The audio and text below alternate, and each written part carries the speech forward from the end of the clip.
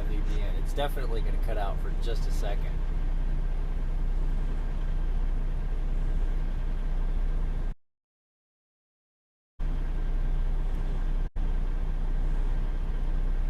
Actually, it might just cut out altogether. Huh? I must be.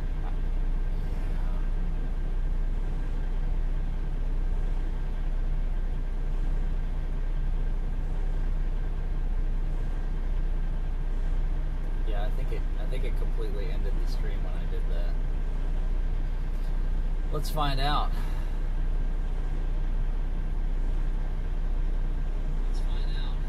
Oh. Well.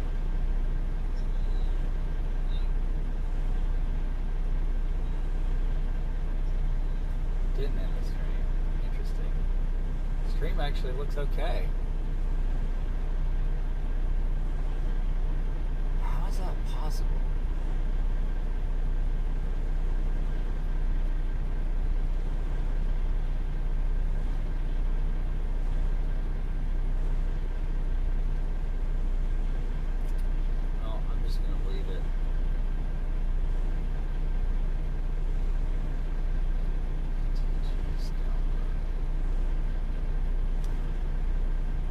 There's a guy. All my friends are silliness. All my friends are silly.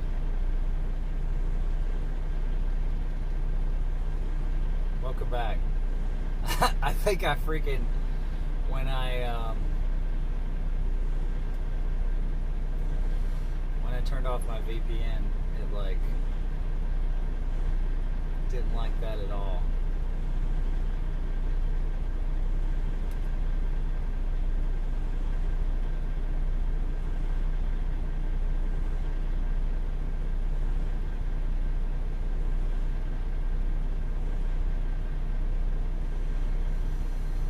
Okay.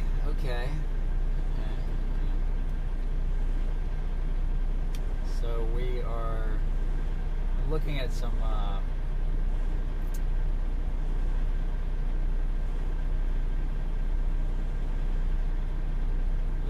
stock trading stuff. It's called ITG Scalper. I don't know exactly what it is.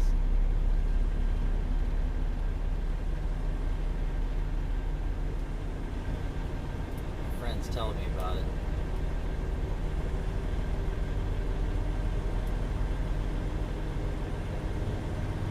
I don't know. Now my truck's doing. This is a new thing. I'm actually kind of glad this is happening. I'm sure you guys can hear my engine getting louder. What's happening right now is it's performing what's called a regen. And it does this. It's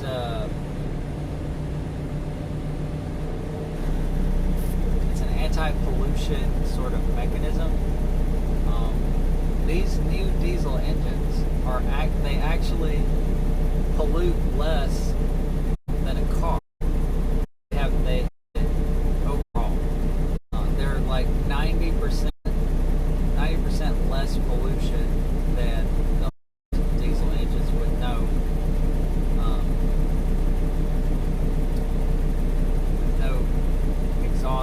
diesel exhaust fluid system. So there's this crazy magical stuff called diesel exhaust fluid, and believe it or not, what it is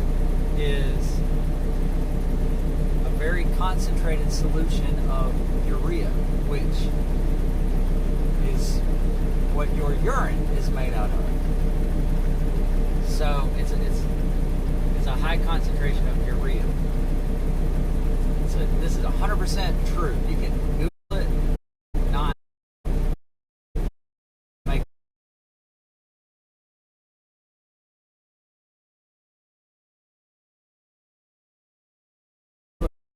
this. What's happening right now is it's squirting.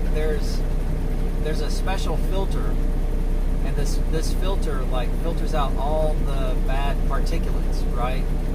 And it has a monitor inside the filter, and when the filter gets to a certain level of particulates,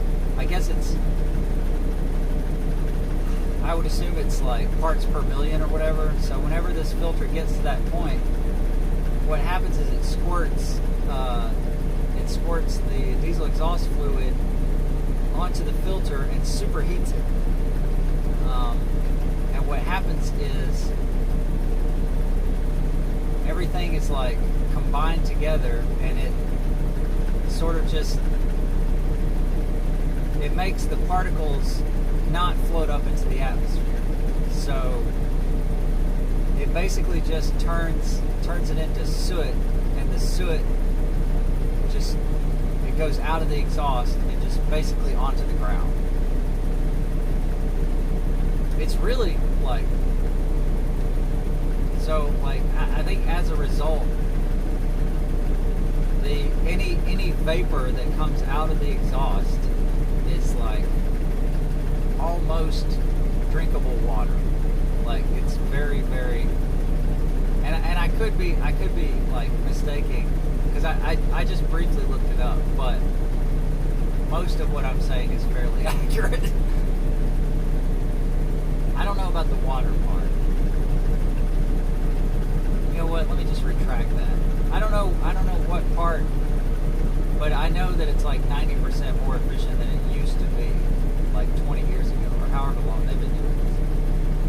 And now, like when I first started driving in 2010, these systems, you had to pull off the side of the road. Like every so often it would give you like a message. It would say parked regen required. You had to pull off the side of the road for like 30-45 minutes to let it do what it's doing right now. But now they're much more advanced, and it can do this while you're driving, which is, you know, nice. But every once in a while, like if it's like insanely cold outside, you'll have to pull over for some reason. Well, it's made me pull over like one time, but it was like, I think it was like negative 15 somewhere. I think I was somewhere in Minnesota, and it was like negative 15. With the wind chill, it was like negative 40. Oh my gosh. You want to talk about cold? That is cold. Cold. Like I feel like that would have, you know, that's what it would feel like in outer space, but in reality, outer space is much colder.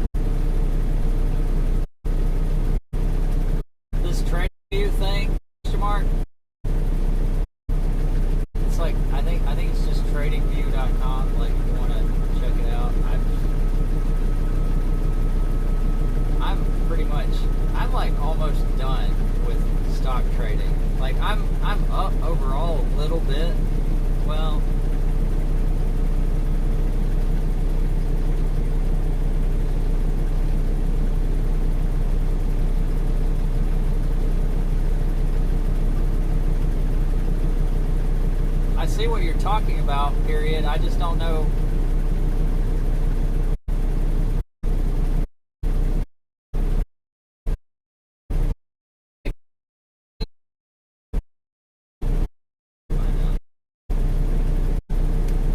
Does it cost money or something? Question mark.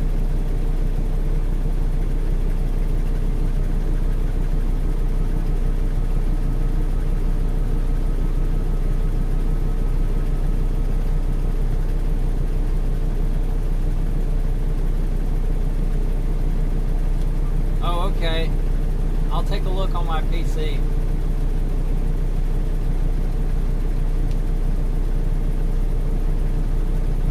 Will I take a look on my PC? I might have just lied to him. I don't know. See?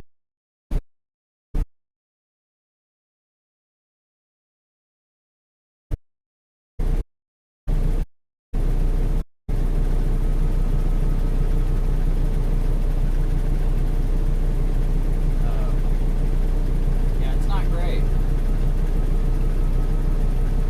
Oh, wow. Yeah, my upload is garbage right now. That would explain why the stream is just...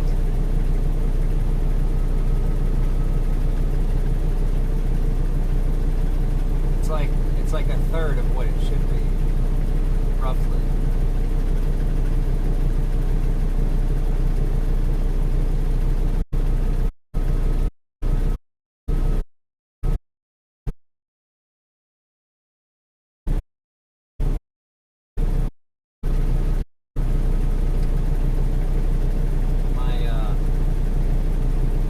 My coffee has this weird lid.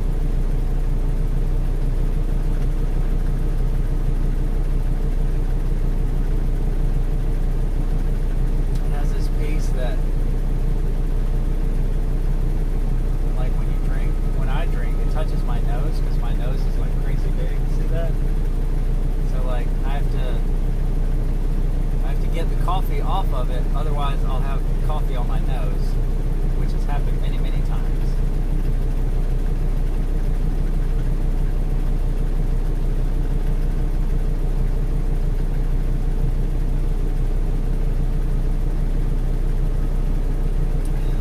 Well, it's been an hour now, roughly. So I guess it's going to take them another 2 hours to... Alright. Let's do some actual work. Let's pretend like I have a real job. There are a couple things I need to take care of. One, I need to figure out where Nogales, Arizona is.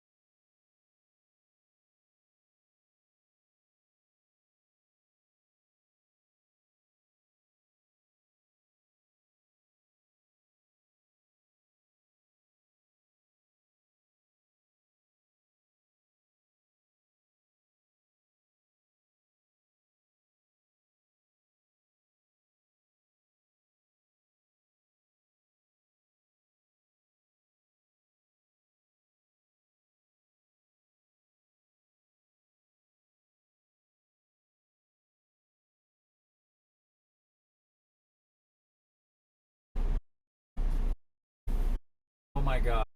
So it's 150 miles from where I am right now. That is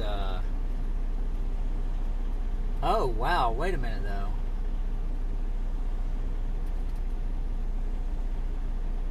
That's 190 miles south of where I am. Wow. So that's it sucks that it's 190 miles away from where I am, but it's like right on the border. So that's kind of neat.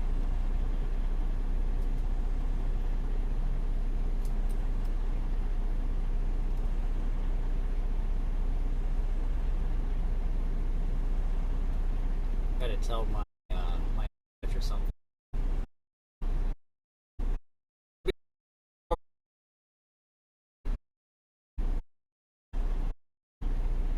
apparently, Nogales is 100 year period. You know what? He probably already knows that.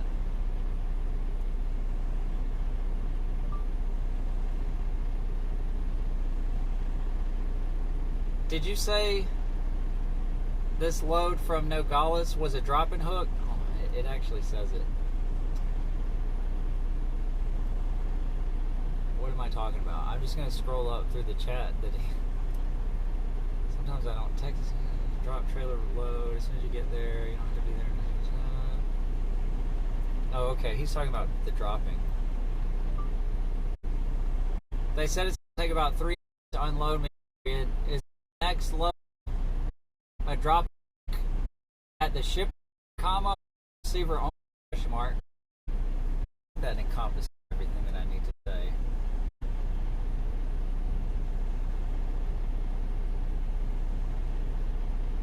I'm using text to speech.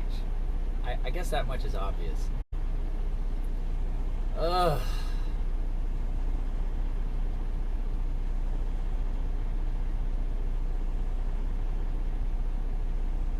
I want to watch a YouTube video by this dude that I follow on YouTube, but I don't know.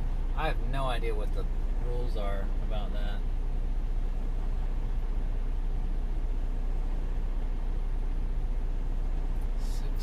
What time is it now? So he hasn't been on for 2 hours. My dispatcher. Swell guy.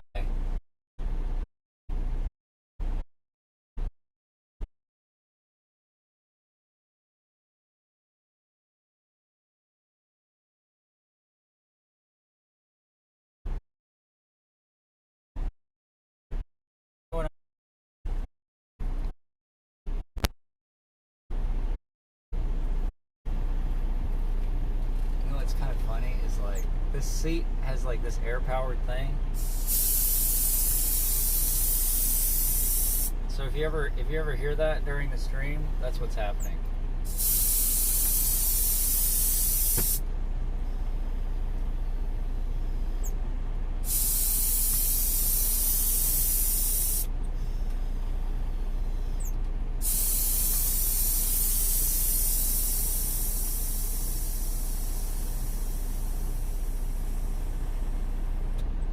So much silliness. I feel like my life is full of silliness.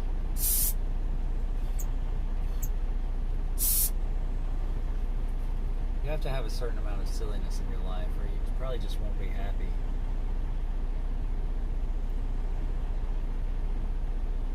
I feel so bad when I talk to other truck drivers and I can just tell that they're just miserable, and I'm like, why are you like I don't know about you, but I'm an adventurer.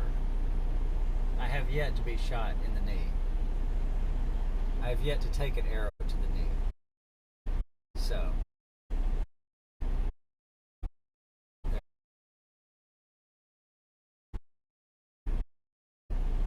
my sky reference for the day.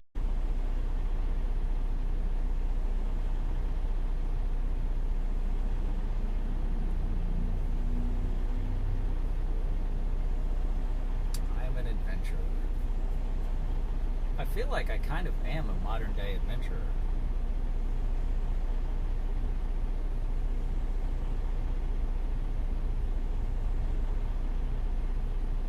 Although, like in a sense, it's like an actual adventurer would just be like, there's probably other ones, I don't know, but I'm just like I'm like an adventurer. I feel like I'm an adventurer within the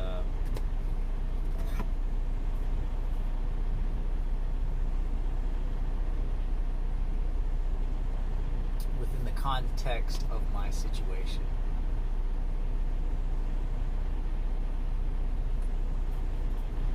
Alright, so anyway.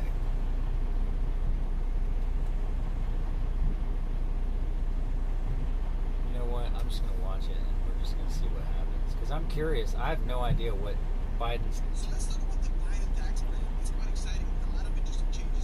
exciting. There's really important discussion that needs to be had that mainstream media are unable or incapable or doesn't want to have. And in this video, I want to cover a lot of the bullshit, a lot of the smoke screens, a lot of the nonsense that you don't hear on mainstream media about this upcoming tax. This is Tom Nash, by the way, on YouTube. He's really cool. I hope he doesn't sue me for this. And this is going to be a nerd video. I'm a tax guy. Tom Nash, if you ever see this, I'm one of your Patreons, so...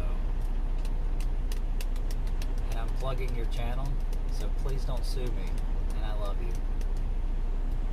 I like it a lot. This is not a political video. It's me breaking down this tax plan. With any tax plan, you have to have stated goals. What are you trying to achieve, right? Because the tax plan is just a way to collect money and drive behavior, right? So what is this plan trying to achieve? I think if the Biden administration were able to call it the way they really want to do, they would probably call it the rich assholes. You know what? I can't right now. I'm gonna have to watch that later because, like, I just...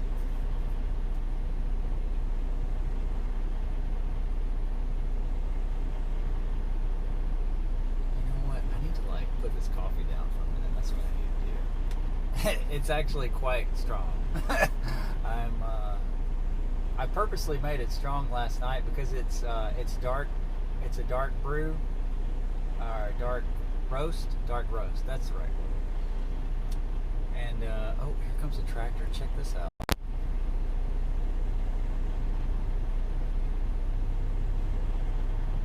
How about that?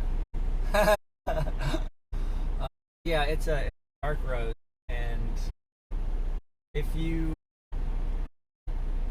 know about coffee, the longer it's roasted, the more caffeine gets roasted out of it. So I tend to measure it with a heavier measure. I tend to put more freaking coffee in the machine. And I was a little bit overzealous last night when I prepped my coffee for in the morning. Because I like to prep it for in the morning. That way, like, it just makes everything feel like it's streamlined. I like to try to streamline everything in the morning. Oh, there was a bee. Must be a hive around here somewhere.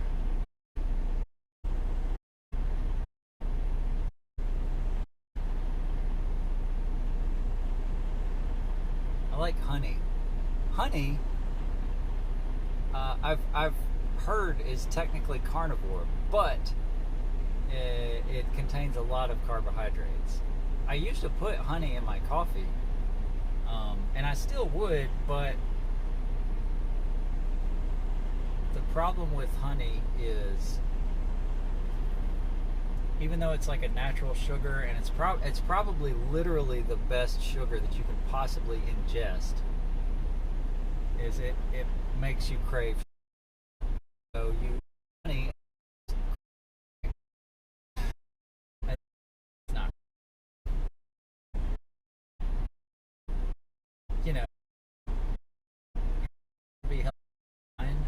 I just choose to do it this way because it's just like easier for me. Well, I tell you, I went off the rails for Thanksgiving, this past Thanksgiving. Like, oh, I felt so awful because I was eating, like, my cousin's wife. I had Thanksgiving dinner with them, and she makes this fresh bread, and it is just, she makes it in a Dutch oven, and every time, like, she says Dutch oven, it because, like, if you don't know what a Dutch oven is, it's when a guy, a couple, I shouldn't say a guy and a girl, because, you know, a temporary couple could be whatever, but when two people, I guess, or more, however many people are in bed, and one person farts and pulls the covers over the other person's head, or I guess people, you know, if you're into polygamy or whatever, and So they're forced to smell your fart. That's what a Dutch oven is. So every time she says Dutch oven, it makes me chuckle. Because I don't know. I think I probably told her what that means. But she's pretty cool. Like we give each other book ideas to read. I read one of the books that she told me to read. It was a good book, but it was like full of like sad shit, and this is another thing. I keep saying Joe Rogan, but this is another thing that Joe Rogan says. Like, I don't need sadness as a form of entertainment. This is why, this is why guys don't like romantic movies, because we don't want sadness as entertainment. Like that. Like, you want us to pay to go to the movies and be sad? Like, those things, I don't know. That's why we like explosions. We like explosions, shooting guns.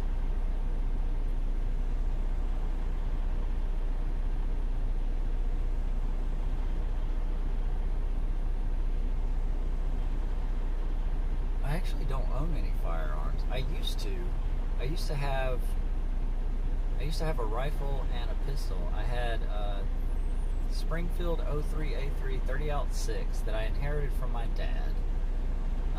But I had it in my trunk, the trunk of my car.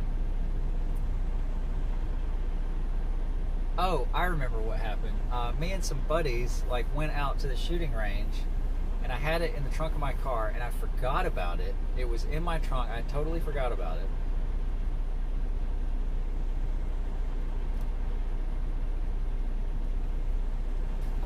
Yeah, probably not gonna get very far today.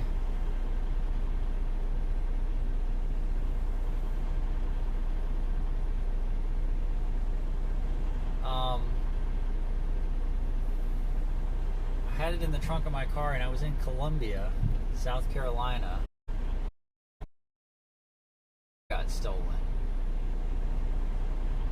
and it was like an older car, but it had I don't know, 60, 70,000 miles on it. But it's kind of funny. I remember, when I put into this parking garage to pay for parking, I remember the look on the attendant's face. He just looked like he was licking his chops. And I just know beyond the shadow of a doubt that guy called somebody else to steal my car. I guarantee it.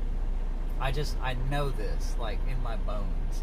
Look, hindsight is 20/20, that kind of thing. Because, the car would have been so easy to steal, because it didn't have any kind of security system or anything. It was like an 87 Mercury Grand Marquis. And it, like I said, it had very, very low miles on it. It was maybe 80,000 at the most. Maybe 85. Because when I got it, I started putting, a lot of miles. I just had the air conditioner redone. It was working. The car was just, it was in mint condition, literally. Had been garage kept its entire life. My grandma gave it to me. And I had it for less than 6 months for sure. Somebody stole it in Columbia, South Carolina. I was so sad.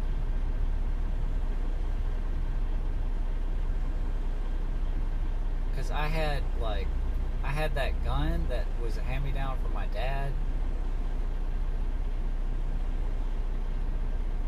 I had some other cool stuff in it too. But yeah, that was an interesting time. Because I was trying to file a police report, and I was the thing was, I didn't even file. I was so distraught when I came out and looked for my car. I was just what the actual F happened to my car? Because I was parked on, say, the 3rd floor. I go up to the 3rd floor, there's no car. My car's not there. And I was well, maybe I was on a different floor. So I went to every floor looking for my car, and I was OMG. I was so distraught that I walked back to the hotel that I was staying at. I want to say the hotel, it was US, like the college something hotel, but it was like super duper nice. Um, they had a drinks cart that they that you could go down somewhere and like get drinks from the drinks cart, and that was kind of neat. But man, and then so like I eventually called the cops, and I was still like all over the place. Like I was trying to like explain what happened, and I was just, my dyslexia was,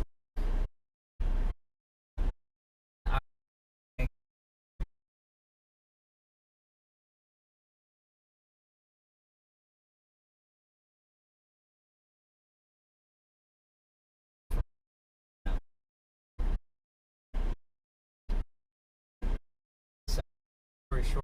He had to Columbia to get me. He was super thrilled about it. And then, like, months and months later, my car was found abandoned somewhere, and it was going to cost like $2,500 to get it back. And I didn't have,